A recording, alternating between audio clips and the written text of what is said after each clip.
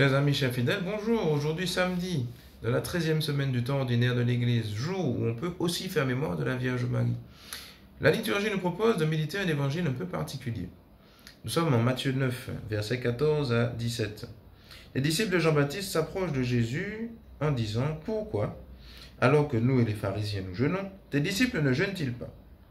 Jésus leur répondit « Les invités de la noce pourraient-ils donc être en deuil pendant le temps où l'époux est avec eux ? Mais des jours viendront où l'époux leur sera enlevé, alors ils jeûneront. » De fait, dans l'Ancien Testament, il y a ces deux significations reliées au jeûne. La première signification, c'est une pratique qui nous prépare à une rencontre avec Dieu. Par exemple, pour se préparer à la fête du Yom Kippour, cette fête des expiations, du pardon, il y a cette tradition de se préparer par le jeûne. Donc le jeûne appelle quelque part la présence de Dieu, nous prépare à la rencontre avec Dieu. Et la deuxième signification, c'est le deuil. Lorsque dans l'Ancien Testament, il y a une période de veuvage, c'est souvent aussi lié à une période de jeûne. D'où la réponse de Jésus. Il dit, mais pourquoi vous voulez que mes disciples jeûnent alors que je suis au milieu d'eux? Je suis l'époux annoncé par les différents oracles prophétiques, annonçant que Dieu allait épouser son peuple. Et Jésus, par ce terme, époux, se désigne lui-même comme Dieu qui épouse l'humanité, effectivement. Donc depuis son incarnation, il a pris notre humanité. Et ces noces vont se consumer à la croix. Et donc, puisque l'époux est là, il y a une invitation à la réjouissance. Déjà, à le reconnaître comme Dieu, et du coup, l'ayant reconnu, se réjouir de sa présence parmi nous, parmi les hommes.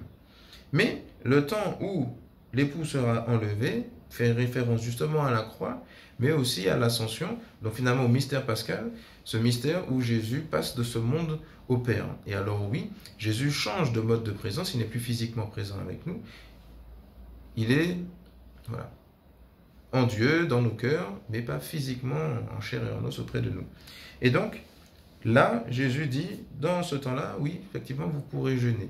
Et de fait, pour nous, le jeûne se colore du coup de signification un peu nouvelle, pour ainsi dire. Je m'unis physiquement au Christ par le jeûne. Lorsque je me prive volontairement, je participe à la passion de Jésus. C'est-à-dire que la souffrance que je m'impose devient un sacrifice, donc une action sacrée que je tourne vers Dieu. Et cette souffrance est associée aux souffrances de Jésus au cœur de sa passion pour que, du coup, mes souffrances contribuent aussi à la rédemption des âmes, des pécheurs. Et je m'unis aussi symboliquement, spirituellement à Jésus, donc par le souvenir de l'époux invisible, ce rappel de l'époux invisible rend présent en même temps dans mon cœur cette soif, ce manque que l'époux soit vraiment tout près de moi. Et donc, cette invitation à jeûner donc, que le Christ nous fait est valable non seulement pendant le carême, mais aussi pendant l'année. On peut très bien le faire sans aucun problème, du coup avec ce dynamisme d'offrir nos souffrances en sacrifice pour le pardon des péchés personnels ou des autres, et pour appeler quelque part le règne de Dieu. Viens Seigneur Jésus, viens dans ma vie, mais viens aussi à la fin des temps pour récapituler l'histoire. Alors, il y a effectivement l'époux qui nous a été enlevé, et les méditations quotidiennes, elles aussi, nous seront enlevées, puisque nous passons en régime vacances. Donc je vous invite du coup, après la dernière méditation qui aura lieu lundi, à vous rendre aux messes hebdomadaires, si possible, pour continuer à méditer la parole, ou alors, dans vos lectures personnelles, d'invoquer l'Esprit Saint, afin qu'il vous ouvre à la vérité tout entière.